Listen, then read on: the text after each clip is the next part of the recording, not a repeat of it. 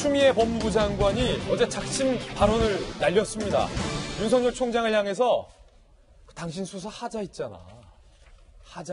라는 불편한 말까지 꺼내들었습니다. 대놓고 이성윤 중앙지검장의 편을 든 셈입니다. 이로써 법무부와 검찰 간의 갈등은 더욱더 고조될 것으로 예측이 됩니다. 일단 추미애 법무부 장관의 몇 가지 발언들 저희가 잘라서 준비해놨는데 이성윤 중앙지검장을 공공연하게 면전에서 비판했던 이 광주지검장의 뉴스 어제 전해드렸잖아요. 그 광주지검장에 대해서 추 법무부 장관이 강한 유감을 표명했습니다. 들어보시죠. 상당히 유감스럽다라는 말씀을 이 자리를 빌어서 다시 한번 말씀드리고, 검찰총장의 지시는 저의 그 지휘 감독권처럼 수사에 있어서도 일반적인 지휘 감독권입니다. 이 구체적 지휘권은 검사장의 고유 권한, 본원적 권한입니다. 위배됐다면 그것은 중대한 하자가 있는 것이고 문제가 있는 것이죠. 그래서 이 부분에 대해서는 반드시 짚고 넘어가야 된다 하는 입장인 것이고요.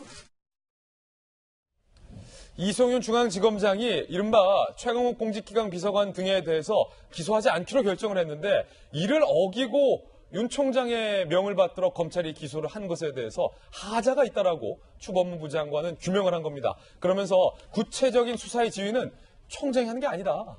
총장이나 법무부 장관인 나나 그냥 추상적인 거다. 구체적인 건 지검장이 해야지 왜 총장이 하냐라고 강하게 비판을 하고 있는 겁니다. 이에 대해서 법조계 관계자들은 과연 뭐라고 오늘 얘기를 하고 있을까요? 저희들이 취재했습니다. 함께 보시죠. 전직 법무부 장관 A씨, 전직 지금 법무부 장관님들이 나서고 있어요. 검찰 전직 총장님들도 나서고 있고. 다 나와. A 전 장관님. 검찰청 공무원에 대한 지휘 감독권은 검찰총장에게 있다라는 검찰청법 12조에 정면 배치되고 전혀 법적 근거도 없는 말을 지금 법무부 장관이 하고 있다라고 비판합니다. 법무부 장관 선배가 지금 후임에게 비판하고 있는 거예요. 전직 검찰 고위관계자 B씨. 검찰총장이 전체 검찰을 지휘 감독하는 것은 검찰청법상 명백하다. 일선 검사들은 실소를 금치 못하고 있다라고 얘기하고 있는 상황입니다.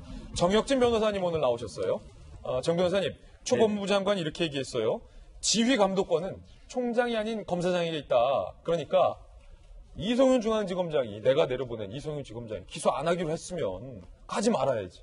어디서 검찰총장이 기소를 하냐.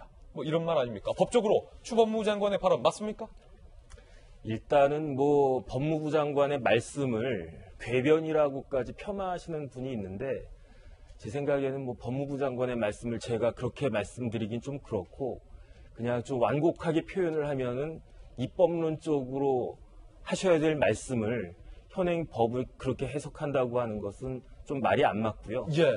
왜냐하면 이제 검찰청법 같은 경우는 사실은 고시 공부할 때 보지도 않는 법이거든요. 아, 그렇습니까? 근데 이제 계속 보게 만든단 말이에요. 예. 그래서 8조에 보면 어떻게 돼 있냐면 오늘 법전 들고 나오셨어요, 옆에. 네네. 두껍게. 법무부 장관은 일반적으로 검사를 지휘 감독하고 예. 구체적 사건에 대해서는 검찰총장만을 지휘 감독한다라고 되어 있어요. 그렇군요. 8조는 일반적인 경우, 구체적인 경우를 나눴단 말이에요. 만약에 이제 추 법무부 장관의 그 이야기처럼 이 법이 해석이 되려면 12조도 똑같이 돼야 되거든요. 예. 예컨대 검찰총장은 일반적으로는 그냥 검사들 지휘하는데 구체적인 사건에 있어서는 검사장만을 지휘 감독한다. 이렇게 규정이 되어 있으면 추 장관 말이 맞죠. 예. 그런데 12조에는 어떻게 되어 있냐면요. 단순히 검찰총장은 검찰 사무를 총괄한다고 되어 있고 예. 그다음에 이제 언론에서는 별로 이렇게 나오지 않는데 제가 검찰청법 꼼꼼히 봤더니 예. 7조에 2가 있어요. 7조에 2. 7조에 2는 어떻게 되어 있냐면 검찰총장은 검사의 사무를 검사가 해야 할 일을 본인 검찰총장이 직접 하거나 아니면 다른 검사로 하여금 대신하게 할 수도 있다.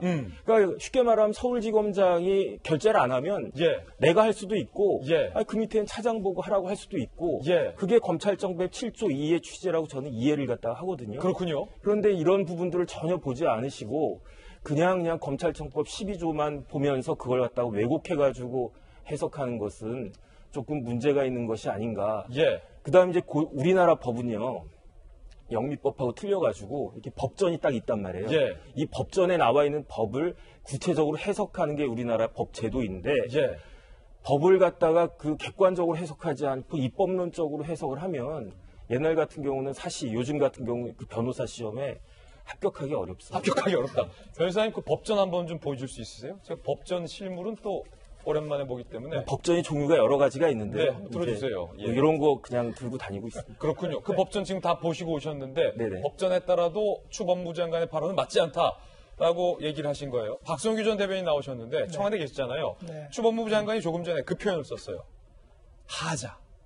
사실은 법무부 장관이 검찰총장을 향해서 이런 표현 쓰기가 상당히 쉽지 않아요. 하자. 예컨대 이런 거예요. 이송윤 중앙지검장이 최강욱 등 청와대 관계자 기소 안 하기로 결정했으면 기소가 안 돼야지. 어디 총장이 밑에 차장시켜서 기소를 해. 이거 하자 있다. 지금 이렇게 말씀하신 거잖아요.